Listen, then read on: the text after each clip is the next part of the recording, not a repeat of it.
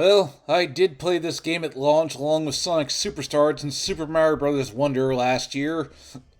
And let me tell you, that was a pretty crazy week for my gaming life.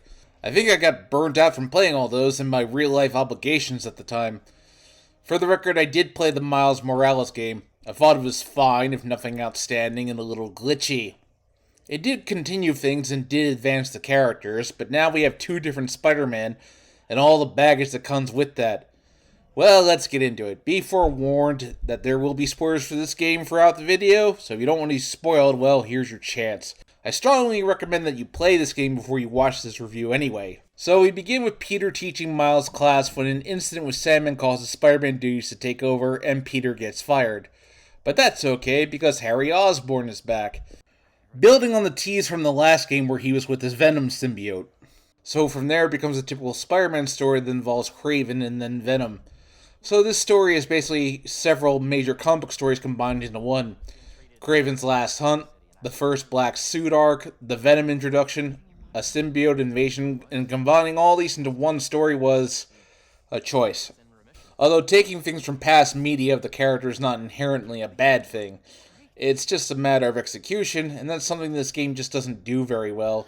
So Peter's arc in this game is a bit messy. He basically is happy to be reunited with Harry, and seems to be finally be willing to settle into a quiet desk job.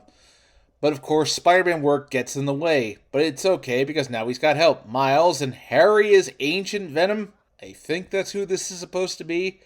Briefly.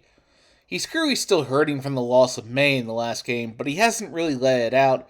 And it does lead to a moment later on where Miles and Martin Lee help him get out of his funk, but I don't think that was really set up too well. Peter getting put through the winger by everyone is nothing new. In fact, it's part of the Parker luck. What really brings Peter down is, well, let's get right into the nitty-gritty of what doesn't work. Miles Morales. Yeah, look, I got nothing against Miles as a character. He's fine, but here's what doesn't work. He just isn't needed in a world where Peter isn't dead or retired. His only real bits are where he's trying to get revenge against Martin Lee, but it's really underdeveloped. There's a bit that implies that he's jealous of the time that Peter is spending with Harry, but it really doesn't go anywhere. In fact, Miles only has one scene where he meets Harry. I hear they can meet in gameplay while Miles is on patrol, but I was never able to get that. And it's very easy to miss as Harry is only active as Ancient Venom for a small bit of time. In fact, Peter is the one doing most of the story missions while Miles is doing things like rescuing stolen musical instruments or helping some college students, which is fine. Friendly neighborhood Spider-Man, but the problem is it just makes Miles' stuff feel like filler. I'll say it bluntly, aside from maybe the Peter boss fight, Miles could have been removed from this game and you'd honestly lose nothing. On the other hand, Peter is the one who has closer connections to the Osborns. Miles doesn't know them. During the final battle, Venom even screams at Miles, "You don't care about us! You don't know us!" And it's true. He doesn't. Miles is going for the motions.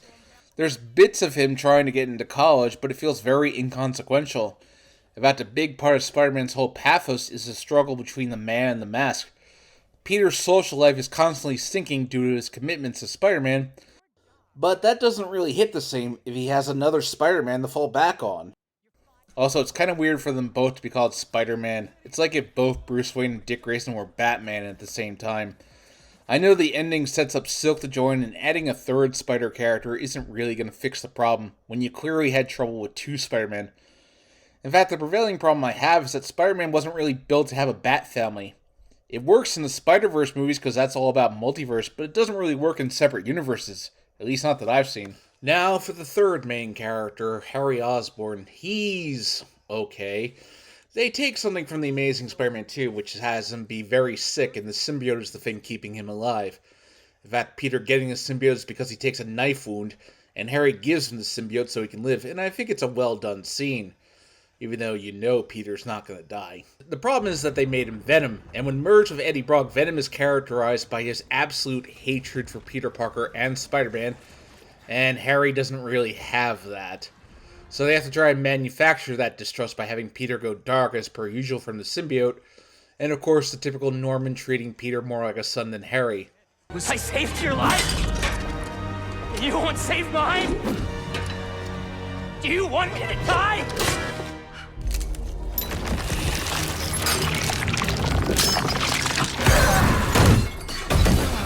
So the symbiote tells Harry to heal the world by turning everyone into symbiotes.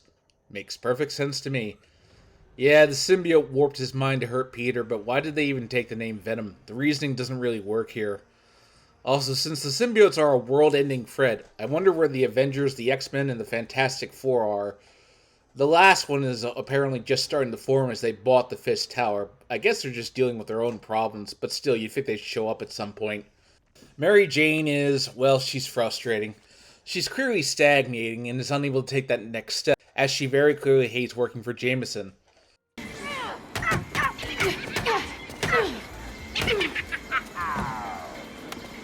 really needed that. So, whose face were you picturing? On the moles? Classic transference. It was totally Jonah's, wasn't it? Taking out pent-up aggression. It's healthy for you. She's gotten some off-screen training with Sable, which is one of those yeah, sure, why not moments. A lot of the people bash the scene where Scream MJ calls out Peter for his faults, even though the implication is that the symbiote is making her say those things that she wouldn't normally say. Yeah, the game goes out of its way to torture poor Peter, which is typical Parker luck. I think her arc isn't as executed as well as it should have been, though. Her best moment is when she tells off Jameson. Watson, where are you with my apple fritters? I'm starving, and Jonah? Kiss my ass. I quit. Watson!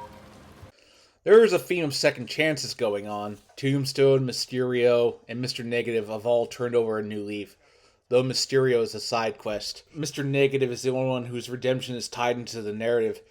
They don't really explain why he's had this change of heart. I guess being in prison makes one reflect on what you've done. Still, though, I do wish this was fleshed out more, as it would have been more impactful. And the other theme is Be Greater Together, which is referring to the two Spider-Men. Except that falls flat because Insomniac clearly has a hard time juggling two Spider-Man. A lot of people take issue with Kraven killing most of the villains from the last game, and I agree it's a bit anticlimactic, as who was left for the third game at this point. Kraven is basically a dying man, he wants to go out with one last hunt. That does give him a parallel to Harry, who is also a dying man. They don't really have much interaction until the end, and Kraven is very excited when he duels Venom. Yes, you will be my final hunt, and I shall be your first! He doesn't want to die in a hospital bed, he wants a death worthy of him. Too bad for him, Spider-Man doesn't kill. He gets killed by Venom so Venom can take over as the villain. Wait, this is just like the first game. You have an introduction villain, followed by a villain who's the main threat for the majority of the game, and then the final act has a villain will have a very personal connection to Peter, with some other villains sprinkled throughout. There's not many left for the third game. Sure, there are side stories that sets up Carnage and Chameleon, but who knows where that's going to go. They were for the DLC, but that was scrapped after the leaks. The ending sets up Green Goblin at long last, and Dr. Octopus is set up to come back. But who else is left? Most of the Sinister Six is dead. Kraven's dead. The Venom symbiote is destroyed, so yeah, who is left? Gonna have to start using Big Wheel or the Spot. Yeah, Spider-Verse made Spot cool. I will say I do love the new traversal methods. Getting around the city is so much fun with the spider wings. The wind rings are a nice way to build up speed, even if it does bring back memories of the rings in Superman 64. If the game does anything well, it's making you feel like Spider-Man. Peter and Miles also have unique abilities. I do admit Miles are more fun to play with, such as the Venom attacks, while Peter's are just robotic spider arms. This changes when he gets the symbiote, as Peter's attacks become more brutal, and I think Jörg Löwenthal does a great job of a more aggressive Peter. But because we don't want Peter to lose any of these abilities, he becomes anti-Venom for some reason. Yeah, they really rushed this part. The stealth parts are back, and they're actually worse to play because for whatever reason they really neutered the gadgets. Yeah, the gadgets in the first game weren't the best, but at least they gave you creative ways to take down enemies quietly. Whereas here, it was just more practical to web them up from above or sneak up behind them. Most of the gadgets are built to help combat, which really works against the symbiotes later in the game. In fact, all of the side quests are basically very similar to the first game. For the record, I did 2 playthroughs, and I did the side quests as both Peter and Miles to see if there was a difference, and the answer is no, not really. Once again, it just makes Peter and Miles feel interchangeable. The spider bots are basically the backpacks for the first game, and finding these things is a pain because they're not marked on the map. Just a sonic wave that tells you where it is when you get close enough.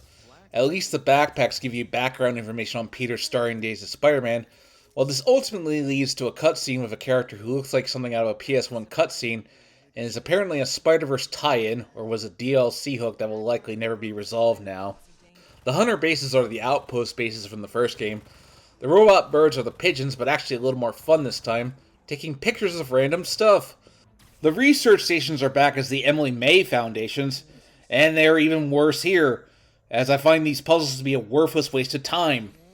And these formulas took a while to figure out. I admit I looked at a guide to finish the last one, which gives you an Ant-Man suit for Spider-Man. Yes, I know it's a suit from Life Story, but it looks like Ant-Man. At least the Prower stashes are cool. They come up with unique puzzles for you to solve. The Mysterions are basically Taskmaster challenges from the first game. It is a cool way to use Mysterio as it makes sense.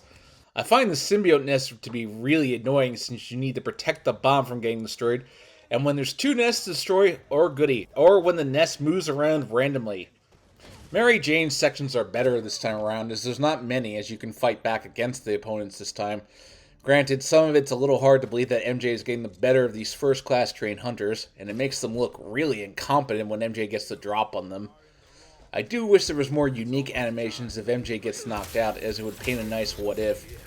This one side mission where you play as Haley, who is Miles' love interest, is kind of charming in that it shows you what it's like to live as a deaf person, even if it goes on just a little too long. I think the most emotional mission is the one with Howard, as it involves setting his pigeons free, and you return to him only to find that he's passed away, and it's much better to do this mission with Peter, as he has a more emotional reaction. Don't worry, Howard. The flock is free. There's also this bit where you play as teenage Peter that drags on just a little longer than it really needed to. I do enjoy the bit where you see how he met Jameson for the first time, a nice little bit of levity. There's a brief bit where you play as Venom, and it's definitely fun to just mess things up. It's like a Hulk game that's begging to be made. Also, when going on patrol crimes, there's a chance you team up with another character, usually Rafe or the other Spider-Man. Well, I've been able to get Miles while playing as Peter, but was never able to get Peter while playing as Miles. It's a nice touch. One thing that annoys me is that there's no way to listen to any of the Jameson or Danica podcasts that get interrupted. You could do that in the first game, why not here? Just really odd. New additions to the combat are the new parry maneuver, which is basically like the counter from the Batman Arkham games. It's a little hard to trigger as I find myself on the negative receiving end quite a few times. But you can turn the tide of a combo if you do it right. The combat's still as good as ever, and they definitely nailed this improvement. I do like the bosses in this game as they are technically impressive. Sandman at the beginning of the game, technical marvel. Lizard is a huge straight up fight that I think puts the symbiote skills to good use. And I do like the fights against Kraven, and the fight against symbiote Peter is probably the best part of the game. Even if getting the suit off scenes, it wasn't really all that hard. But it is carried by Loventhal's performance. Where? And let's get into the third act. The world is being overtaken by symbiotes, and it just feels really rushed and half-baked. We went from Kraven personally hunting everyone to a worldwide threat in no time. At least in the first game, the Devil's Breath and Otto's turn to Dr. Octopus were gradually built up. This is just, okay, symbiotes now. And it goes without saying, burn this horrible costume. So it's a race to get to the nest and destroy it. There's some dumb bits like when Haley stuns the symbiote with spray paint, which, I'm sorry, I just couldn't take it seriously. Love how Miles takes the time to ask her on a date while the world is ending. I will give the endgame credit in that it does try to make good use of the three leads, Peter, Miles, and MJ. Her final section is actually a lot of fun as it's basically a third-person shooter.